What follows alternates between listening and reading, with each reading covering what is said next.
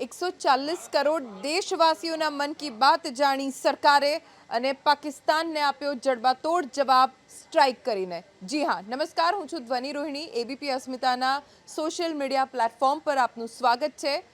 આખરે પહેલગામ આતંકવાદી હુમલો જે 22 એપ્રિલે થયો હતો, બરાબર તેના 15 દિવસ પછી ભારતે પાકિસ્તાનના એ આતંકવાદીઓના ઠેકાણાઓને નેસ્તનાબૂદ કર્યા છે જેમણે ભારતની વિરુદ્ધ ષડયંત્ર રચ્યું, સાજિશો રચી। 9 જગ્યાઓને ટાર્ગેટ કરીને ભારતીય સેનાએ જડબાતોડ કાર્યવાહી કરી છે।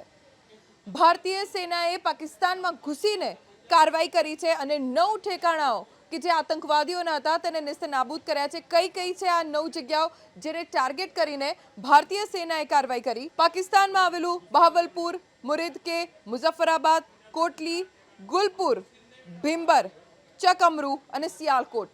આતંકવાદીઓના 9 ઠેકાણાઓને નેસ્તનાબૂદ કર્યા છે ભારતીય સેનાએ। કેટલી તૈયારીઓ કરી હશે અને ત્યારબાદ આખું ઓપરેશન પાર પાડવામાં આવ્યું જેને નામ આપવામાં આવ્યું ઓપરેશન સિંદૂર।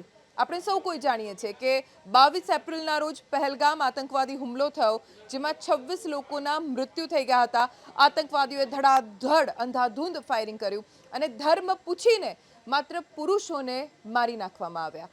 એ હત્યાનો બદલો ભારતે લીધો છે પાકિસ્તાની આતંકવાદીઓ પાસેથી। પાકિસ્તાનમાં અંદર ઘૂસીને અને માત્ર પીઓકેમાં જ નહીં, પાકિસ્તાન દેશની અંદર જે આતંકવાદીઓના અડ્ડાઓ છે તેની ઉપર આ સ્ટ્રાઇક કરવામાં આવી છે અને સેનાની ત્રણેય પાંખનું આ સંયુક્ત ઓપરેશન જેમાં પાકિસ્તાનની અંદર સંતાયેલા, પાકિસ્તાનની અંદર આશરો લઈ રહેલા આતંકવાદીઓને ઠાર કર્યા છે। અને સૂત્રો પાસેથી જાણકારી મળી છે તે મુજબ 30 આતંકવાદીઓ ભારતની આ સ્ટ્રાઇકમાં માર્યા ગયા છે। જી હા, સૂત્રો પાસેથી આ જાણકારી પ્રાપ્ત થઈ છે। ભારતીય સેના તરફથી થોડી જ વારમાં સત્તાવાર જાણકારી પણ આપવામાં આવશે કે આખું ઓપરેશન ક્યારે પાર પાડવામાં આવ્યું, પણ હાલ જે સમય મળ્યો છે તે મુજબ લગભગ મોડી રાત્રે 1:30 વાગ્યાની આસપાસ આખું ઓપરેશન પાર પાડવામાં આવ્યું અને આ વાતની પુષ્ટિ ખુદ પાકિસ્તાનના પ્રધાનમંત્રી તરફથી પણ કરવામાં આવી છે। તેમણે સ્વીકાર્યું છે કે ભારત તરફથી પાકિસ્તાનમાં ઘૂસીને સ્ટ્રાઇક કરવામાં આવી છે। તો બીજી તરફ વાત જો ભારતના પ્રધાનમંત્રીની કરીએ, ગણતરીના કલાકો પહેલા જ એબીપી નેટવર્કના કાર્યક્રમમાં પ્રધાનમંત્રી ઉપસ્થિત રહ્યા હતા અને એ વખતે તેમને ખબર હતી કે ભારત પાકિસ્તાનની સામે મોટી સ્ટ્રાઇક કરવા જઈ રહ્યું છે। જોકે તેના ગણતરીના કલાકો પછી જ સમાચાર આવ્યા કે ભારતે પાકિસ્તાન ઉપર સ્ટ્રાઇક કરી અને આખી રાત પ્રધાનમંત્રી નરેન્દ્ર મોદી સહિત મંત્રીમંડળ જાગ્યું છે, સચિવો જાગ્યા છે, સતત પળે ક્ષણે ક્ષણની ખબર તેમણે રાખી છે કે ઓપરેશન સિંદૂર સફળતાપૂર્વક પાર પાડવામાં આવે અને જે અપેક્ષા હતી સેના પાસેથી, જવાનો પાસેથી, દેશવાસીઓને જે અપેક્ષા હતી સરકાર પાસેથી, એ જ અપેક્ષા પૂરી પાડી છે, અપેક્ષા પૂરી થઈ છે।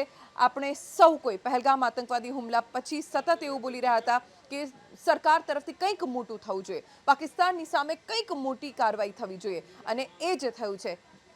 140 કરોડ 140 કરોડ દેશવાસીઓના મનની વાત જાણી છે સેનાએ, ભારત સરકારે, અને પાકિસ્તાનમાં ઘૂસીને આતંકવાદીઓને નેસ્તનાબૂદ કર્યા છે। કેટલાક વિડીયોઝ પણ તેના સામે આવ્યા છે, પણ હજી સુધી એ સ્પષ્ટ આંકડો સામે નથી આવ્યો કે કેટલા આતંકવાદીઓ આ કાર્યવાહીમાં માર્યા ગયા છે, પણ સૂત્રો મુજબ 30 આતંકવાદીઓને ઠાર કરવામાં આવ્યા છે।